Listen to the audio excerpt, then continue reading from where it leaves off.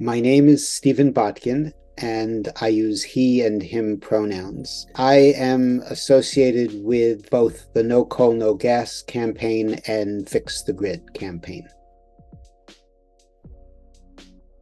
I have a regular meditation practice in the mornings, and I also do Tai Chi pretty much every day. And those are things that definitely give me energy. I also like to do physical activity and be outside in nature.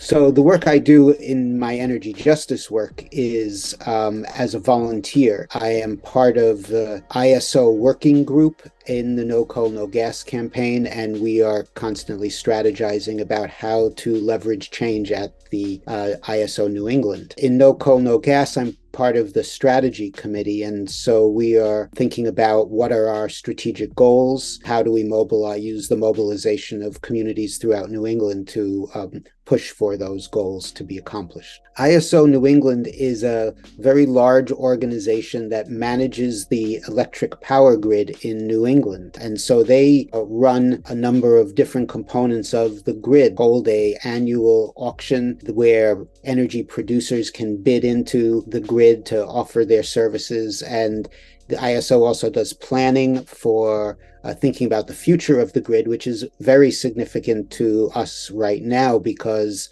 we are in the need for a major transition of the grid system. And so ISO is a linchpin in that change.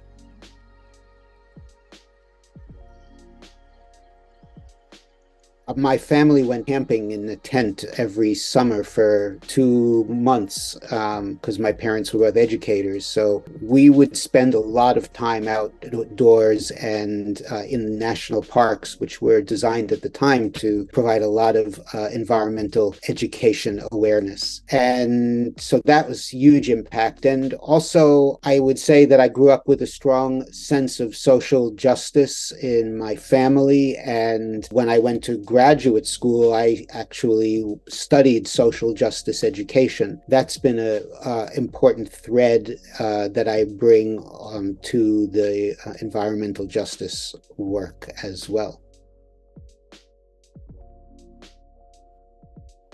I'm assuming we're talking about electrical energy at this point. I would say I'm a consumer of electrical energy. I live in a home that has lots of electrical appliances and uses, although we heat with a wood stove. And so I'm a consumer. I would say I'm also a conserver because I'm paying attention to how to manage that use moderately. I'm unfortunately not a producer because I don't have solar panels or other sources of energy that I can produce. So a consumer and a conserver, I think, are the primary ways that it impacts my life. I feel like I along with the rest of most of us, are dependent on electrical energy for having the lifestyles that we do. We need leadership from climate impacted communities, partly because it's restorative justice, as the voices that have been marginalized, which are often the case in most directly climate impacted communities. Those voices need to be part of the conversation for us as a society, and know that there's lots of perspectives and ideas that exist within impacted communities, partly because of their direct experience and sources of perspective that are outside of the dominant ones, that there's really important value in terms of how we go forward with the new models of energy management.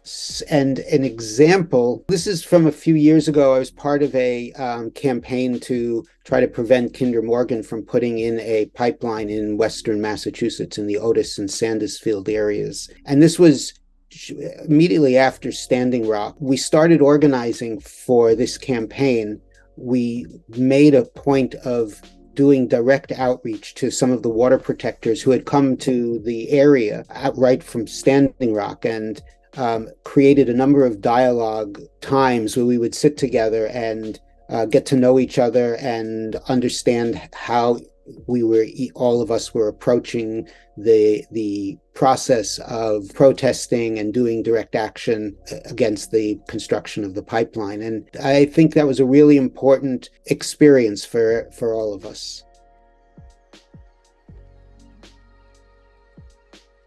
I'm really intrigued by the some of the organizing. Even in our area, there's a community aggregation initiative that's happening, that where communities get together and they talk about how can we take responsibility for some of the our collective consumption and our collective conservation and management of resource, and our collective, potentially collective production. I think about in terms of community-led energy. It doesn't mean that we can't. I think we also will need to be dependent on a larger interconnecting systems like what ISO New England is doing at this point. But building upon the community level consumption and production and conservation and distribution. I think that's going to be the lead of the new grid model, hopefully.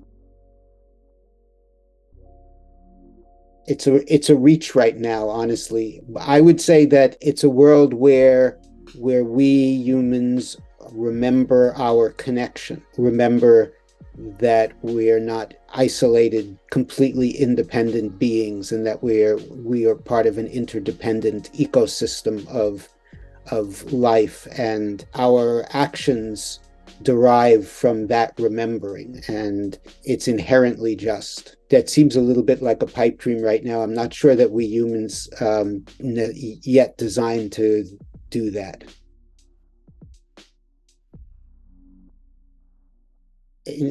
Reaffirm for all of us that the actions that we take matter, even if things can look bleak in a lot of ways, and that we are building an energy grid that is both literal because we have electrical energy to manage, but it's also on other levels that our connection is a grid, and we are part of that grid. When we take action, it matters in the bigger picture. So just to make sure that we affirm that for each other.